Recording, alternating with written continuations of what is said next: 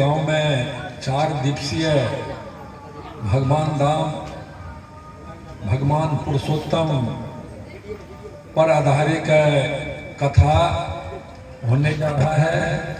यह बहुत अच्छी बात है।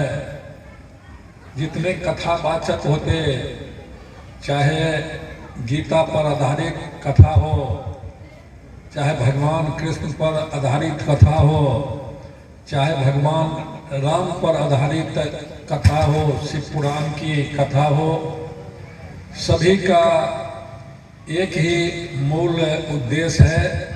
जो आते हैं बाहर से लोग और अपने प्रवचन से चाहते हैं कि उनकी ख्याति और उनके प्रभाव से जो जुल्म अन्याय खत्म हुआ और अच्छा वातावरण बना, अच्छी व्यवस्था आई, उसी व्यवस्था को सभी लोग ग्रहण करें।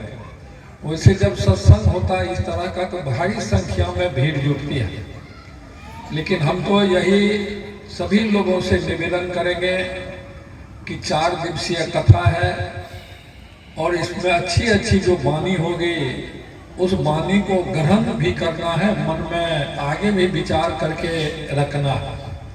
कमलेश्वरी बाबू ने ठीक कहा कि जितने आज के दिन में कुरीतियां बढ़ गई, वैमनस्यता बढ़ गई, भाई भाई में मतभेद हो गया और उसमें सद्बुद्धि कैसे आवे, उसी के लिए इस तरह का आयोजन होता है और इसमें सभी लोग अमल करेंगे। और जो अभी चर्चा हुई एक सड़क की, और जो आपका अंडरपास बना हुआ है वो डिफेक्टिव अंडरपास बना हुआ, बरसात के दिन में गाड़ी उस होके नहीं जाती, ढाला को खोद के बंद कर दिया गया। पहले भी हमको जानकारी मिले थे, परिहार के सामने में भी है। तो हम माननीय रेल मंत्री से आग्रह किए कि वह बिल्कुल उपयोग के लायक नहीं है। जब उसमें पानी लगा रहेगा 3-4 महीना और ढाला भी आप बंद कर रहे हैं तो उसका क्या मतलब उस ढाला का। उन्होंने आश्वासन दिया है कि इसको हम ठीक कराएंगे, अच्छी कोई व्यवस्था करेंगे कि लोग को कोई दिक्कत नहीं हो। हम प्रयास करेंगे कि अभी सड़क बने, लेकिन अब रेलवे का ढाला बनना थोड़ा मुश्किल हो गया कि भारत सरकार की एक नीति हो गई है, जहाँ जहाँ ढाला है वहाँ हम फ्लाईओवर बनाएंगे, आरोग्य बनाएंगे, लेकिन तत्कालिक कोई व्यवस्था हो इसके लिए प्रयास किया जाएगा। हम तो आपके बीच के ही हैं। इस इलाके से ना हम पहले विधायक होते थे ना सांसद होते थे। हम तो विधायक होते थे सिमरी बख्तियारपुर से, सांसद होते थे सहरसा से, खगड़िया से। तो यह जो इलाका है आपका वो उस क्षेत्र में नहीं पड़ता था। तो लोगों के मन में रहता है यहाँ तो सगे संबंधी भी हम लोग के भरे पड़े हुए हैं, समाज के भी लोग हैं या अन्य वर्ग के जो भी लोग हैं, उससे ऐसा भाईचारा और नाता रिश्ता रहा, संपर्क बना रहा कि लोगों को अपेक्षा रहती थी कि बार बार लोग कहते थे कि आप इस इलाके का प्रतिनिधित्व कीजिए, यहीं से आके कुछ बन जाइए। लेकिन भगवान की कृपा, भगवान राम की कृपा, संयोग ऐसा बैठा कि दोनों मधेपुरा और सहरसा जिला का जो मिला हुआ लोकसभा था, मधेपुरा लोकसभा नाम जिसका पड़ा, लोग तो बोलने लगते हैं तो हमको कहते हैं कि सहरसा में भी बोलेगा, सिमरी बख्तियारपुर में भी बोलेगा तो कहेगा मधेपुरा के सांसद। अरे भाई हम आपके भी सांसद हैं, तो मधेपुरा के सांसद का क्या मतलब? सांसद तो हम आपके भी हैं। इसीलिए चाहे वक्ता उस पर मनन नहीं करते, विचार नहीं करते, और अच्छे अच्छे लोग बोलते हैं कि मधेपुरा के सांसद। लोग तो हमको दिनेश चंद्र यादव से जानता है, उससे नहीं जाने तो हम सांसद के रूप में हैं, क्योंकि कोसी इलाका ही नहीं बल्कि इस इलाके के अलावे खगड़िया से भी हम सांसद हुए। तो मधेपुरा के सिर्फ सांसद हम कैसे हो सकते हैं? इसलिए यह बोल के आप अपने आप से हमको दूर मत करिए। हम आपके सांसद हैं, आपके लोग हैं, आपके साथ हैं, आपके समाज के हैं। हम भी आपको अपना अंग मानते हैं, इसीलिए ऐसी बात नहीं है। तो हमारी तो चिंता रहती है विकास के मामले में कि विकास किस तरह से हो। और पहले भी सांसद बहुत सारे हुए थे, लेकिन यह जो इलाका है कोसी का इलाका, आज़ादी के 63 वर्ष के बाद बड़ी रेल लाइन की सुविधा हमने दिलाई जब 96 में हम सांसद हुए थे।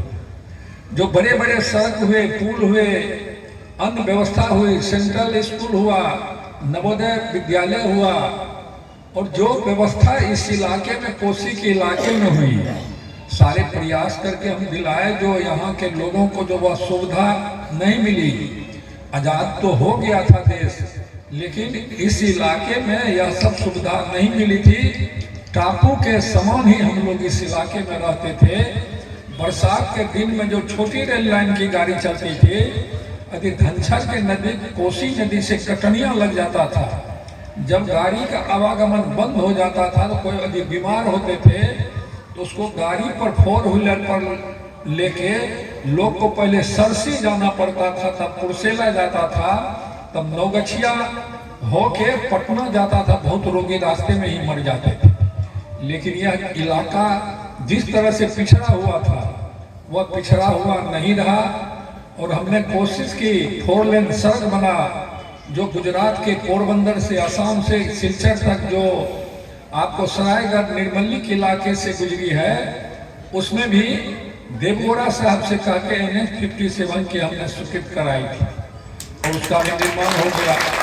2 NH जो बना, महेशपुर से सहरसा पूर्णिया, दूसरा बीरपुर से बीरपुर मधेपुरा होते हुए, उसकी भी स्वीकृति हमने कराई। और आप जानते हैं कि जो आज के दिन में लोग बाहर जाते हैं उनको पता है, एक बहुत अच्छी सड़क बन रही है मानसी से लेके सिमरी बख्तियारपुर, जो सड़क स्वीकृत कराए मानसी से हरदी चौबरा, तो धमहारा के इलाके में कोई सड़क नहीं था। लोग निसहाय के तरह बैठ गए थे कि इस इलाके में सड़क होगा ही नहीं। लेकिन आज के दिन में सभी नदी पर बड़े बड़े पुल का निर्माण हो रहा है।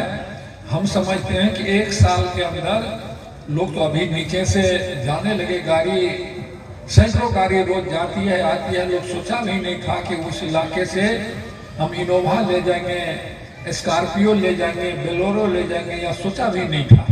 लेकिन अभी भी लोग जाने लगा कि कुछ पुल का निर्माण हो गया, सड़क का निर्माण हो गया। 2 पुल में काम बचा हुआ है।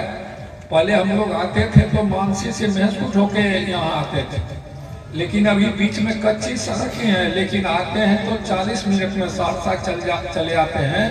इधर से 1.25 घंटा लगता था। तो सभी विकास हो रहा। बलवाहा में कोसी नदी पर पुल बन गया, फिर विजय घाट में पुल बन गया। मतलब कि आज के दिन में यदि आपके मन में होगा कि हमको पश्चिम जाना हो तो सीधे चले जाइएगा, दक्षिण जाना होगा तो डुमरी होके जाइए, चाहे दमहारा होके जाइएगा, पूरब जाना होगा तो NH बन के तैयार हो गया, उत्तर भी जाइएगा तो वह भी व्यवस्था हो गई। मतलब इस इलाके को सभी दिशा से जोड़ दिया गया। इसमें आपका अहम भूमिका है। यदि आप लोग नहीं रहते इस लोकसभा, जिसमें हम तीनों लोकसभा के सदस्य हुए, तो यदि सभी नौजवान का सहयोग, बुजुर्गों का आशीर्वाद नहीं रहता तो हम उस जगह पर पहुंच ही नहीं सकते जहां से हजारों हजार करोड़ की योजना निकलती है। इसीलिए यह सब सारा विकास संभव हुआ। और आप जानते हैं कि हमारा काम तो समाज का सेवा करना, विकास करना, इसके अलावा मेरा कोई काम ही नहीं है। यदि दूसरा काम मेरा रहता तो एक बार जो MLA होते तो जब दूसरे बार में जमीन पकड़ लेते, पिट्ठी सूंघने लगते। लेकिन हम 4 बार विधायक हुए और 5 बार सांसद हुए। तो यह सब आप लोग का कृपा है।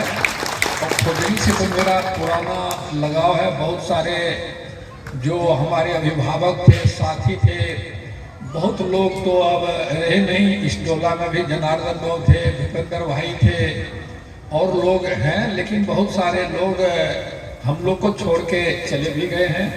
लेकिन जो नौजवान साथी आए हैं उनसे हम आग्रह करना चाहते हैं कि समाज के लिए भी कुछ समर्पण की भावना रहनी चाहिए। समाज में जो दबे कुचले लोग हैं उसकी सहायता होनी चाहिए, मदद होनी चाहिए।